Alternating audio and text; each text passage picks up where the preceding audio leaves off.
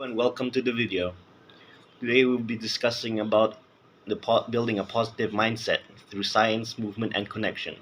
We'll be mainly focusing on SPM and SPTM and their troubles on through exams. Now, I want to discuss first the critical transition. High in exam stress is not a roadblock. It is the compressed energy required for a major life transition. Now, what does that mean? That means that we should teach students to use the expectations of the exams and the high pressure environment to propel themselves forward. This phase is their defining moment to build a foundation for their adult identity. So it is best used to propel their maximum potential to their future self. Hi, my name is Anjana. My matrix card number is 3242000961. The Psychology of You, Erikson Stage 5. The transitions to adulthood is biological wired to challenge you. Stage 5. Adolescence, age 12 to 18. Identify formations and rule confusions. Identity formation is virtual fidelity, confident self-belief, stable mindset. And also rules confusion is risk, inferiority, anxiety, isolation, and self-doubt. Insights overcoming current pressure does not just pass exams, it permanently wires your brain for self-confidence. Second is the hidden barrier. Sedentary habits, brain, shoulder and body. Brain block mental clarity and shoulder is increased cortisol, stress hormone accumulations. Body is a risk of weight gain and long-term chronic fatigue. Data point, heavy study loads often leads to extreme physical inactivity. The Malaysian Dietary Guidelines MDG 2010 warns against sitting for more than 2 hours continuously. Key takeaway: a stagnant body craves a stagnant mind. Thank you, Sanjana. My name is Tanusha, and now I'll continue by explaining the body-mind interpretation and the neurochemistry of positivity, which shows how physical activity can improve both our brain and our mental well-being. These slides explain why exercise is not only good for our body but also for our brain. First, exercise increases blood flow, which helps reduce cortisol, also known as the stress hormone. As a result, we feel more relaxed and less stressed. Second, exercise stimulates neurogenesis, which means the brain creates new brain cells. This supports learning, memory, and overall brain functioning. Exercise also reduces chronic inflammation, which has been linked to depression and other mental health problems. Because of this benefit, exercise prepares the brain to absorb, retain, and process information more effectively. This is why it's often called a neutral biohack for studying. For example, taking a 20 to 30-minute walk or doing light exercise before studying can improve focus and memory. Now that we've seen how exercise improves the brain physically, let's look at how it changes our brain chemistry and affect our mood and learning. This slide shows how physical activity creates a positive cycle in our brain. It starts with physical action such as walking, jogging, or any aerobic exercise. When we exercise, our brain releases important chemicals like serotonin, dopamine, and endorphins. This chemical improve our mood, reduce stress, and make us feel happier and more motivated. At the same time, exercise increases BDNF or brain-derived neurotherapeutic factor. BDNF helps strengthen brain cells, support memory, and improve learning through neuroplasticity. So, as shown in the diagram, Physical action leads to better mood, and better mood helps improve memory and cognitive growth. In simple words, when we move our body, we also help our brain to think better, learn faster, and stay mentally healthy. That's all from me and the body interpretation and neurochemistry of positivity. Now I'll pass to presentation to my friend who will continue the next slide. Assalamualaikum everyone. My name is Muhammad Fadlin Haris and my metric card is 3233006902, and I'll be presenting slide 7 and 8. So the first slide that I will be picking is the neurochemistry of positivity. So positive thinking is not just about having a good attitude. It starts with taking actions, especially physical activity, exercises, and increases mood chemicals like serotonin, dopamine, and endorphins, make us feel much more happier and more motivated. It also releases BDNF, which improves memory, learning, and braining function. In simple terms, action improves mood, and a better mood helps us learn and remember more effectively, which is good for a certain individual. Alright, now we'll be moving to the 8th slide, which will also be presented by me. So the 8th slide will be about sedentary versus active mindset, as you can see in the table itself. So this slide compares a sedentary lifestyle with an active lifestyle. People who are inactive usually experience high stress, lower confidence, and poor concentration. On the other hand, active people release endorphins, build resilience, and have better confidence. Physical activity also increases BDNF, basically like doing sports and exercises and all, which improves memory and focus. Overall, staying active helps us manage stress better and perform better in our studies. So that's basically it for my part, so thank you. Moving on to the next slide. Before that, my name is Muhammad Faris Hakimi bin Muhammad Azmin, and I will be presenting the final 2 slides for this presentation. Now, for the 4 pillars of a healthy mind, these pillars are important for us to practice in our daily routine to regulate, to maintain a healthy body and lifestyle. And one of the pillars is aerobic. Aerobic is an activity such as sprinting or jogging or take a walk at the park. As suggested on the slides, 30 minutes of moderate activity, maybe 5 to 6 times a day per week for instant mood elevation.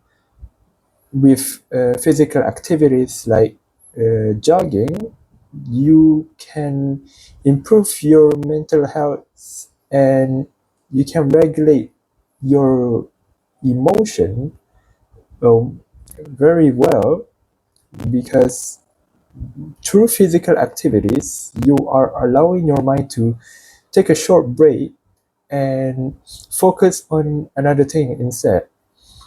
Now, for the second pillar of a healthy mind is strength. Strength, what do we mean by strength? We mean that resistance training 2 to 3 times per week in order to build physical confidence and self-esteem. What we mean is that by going to the gym once in a while, rather than pushing yourself to worry about other things that's happening in your life, you can instead go to the gym, or you can also do workouts in your room or anywhere really to build your muscles. And it's also good to work out once in a while, because you are able to build some confidence and get some self-esteem that way. So you're not just stuck in a bubble and get this anxiety out of being stagnant for too long. The next one will be mindfulness. Exercises such as yoga or deep breathing is very helpful to regulate our emotions and also to retain focus in whatever that we do. And last but not least, for the final pillar, we have community, which is team sports or group works to build social accountabilities.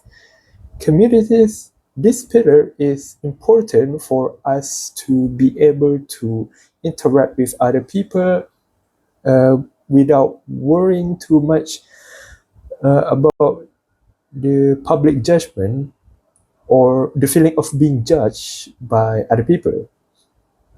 On to the next slide.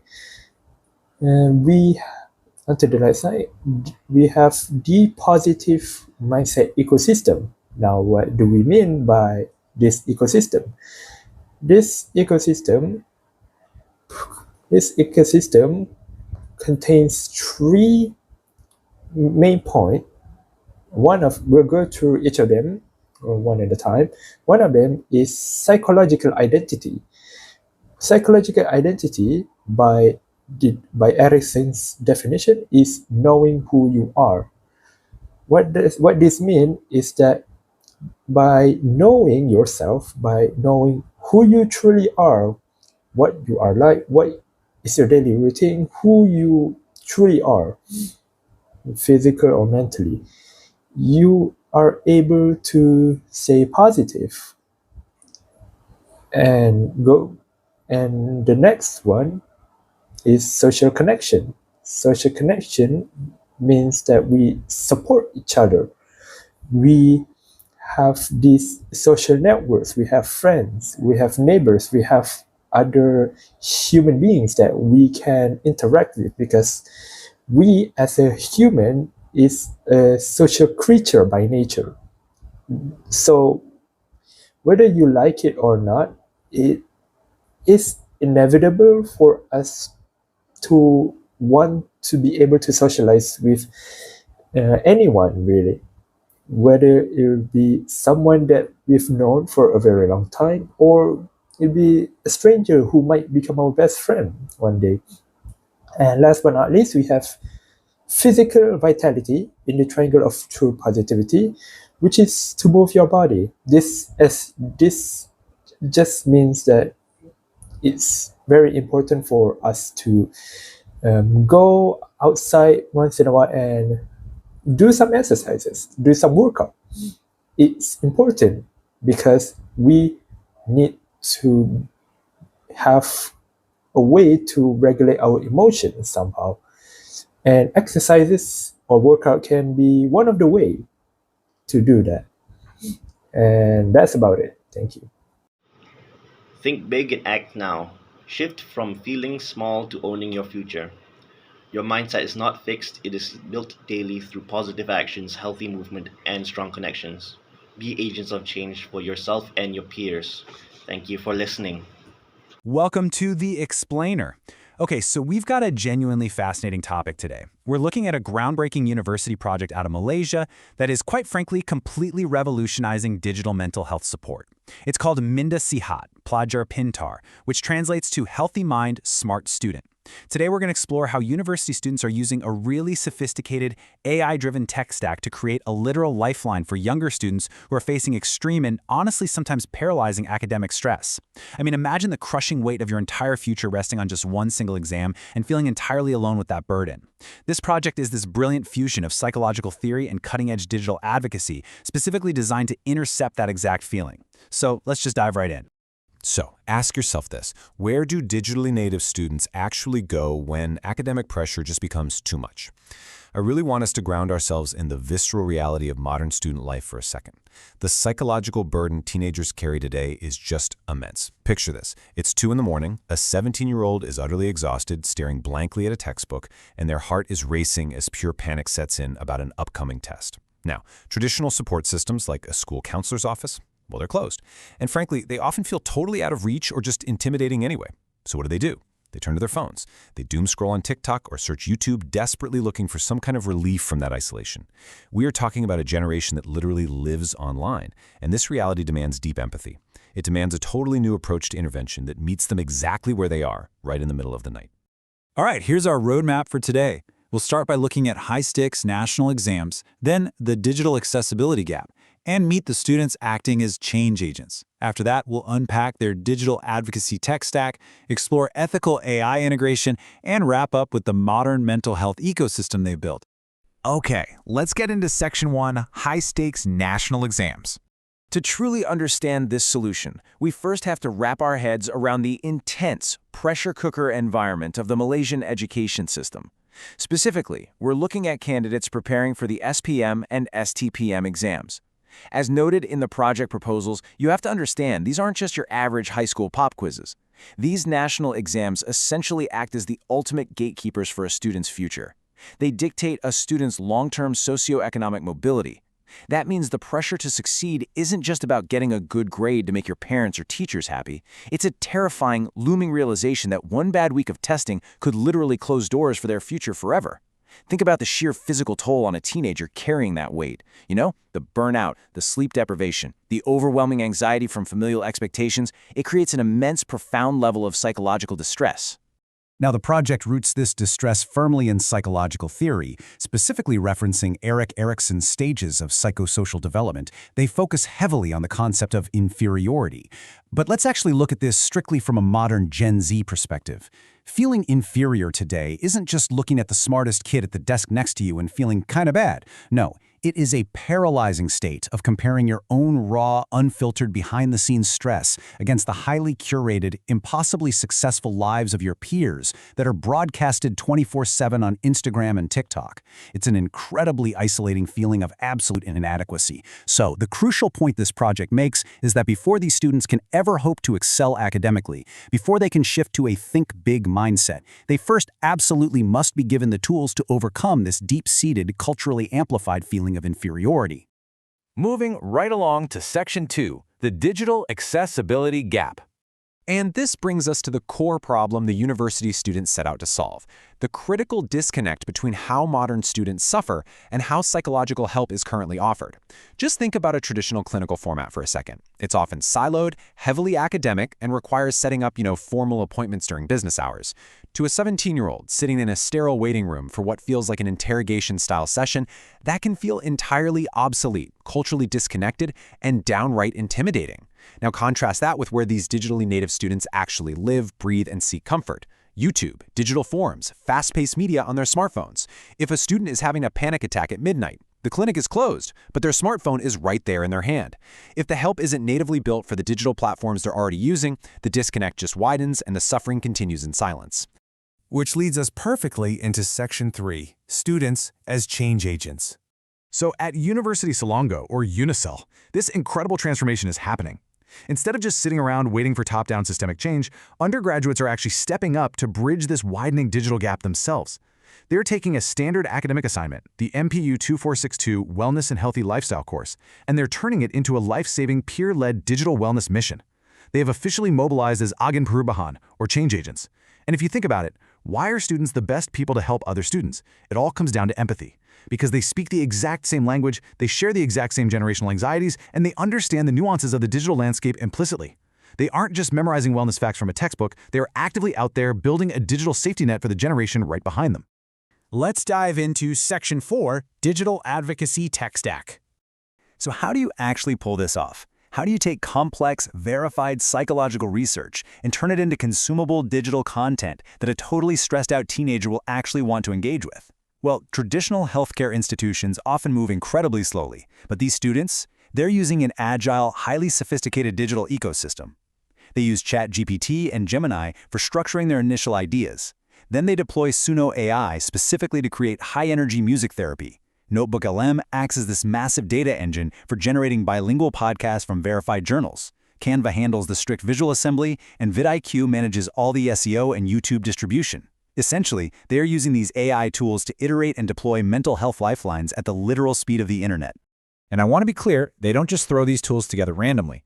They treat this like a highly sensitive mission briefing, following a really rigorous 4-step operational workflow.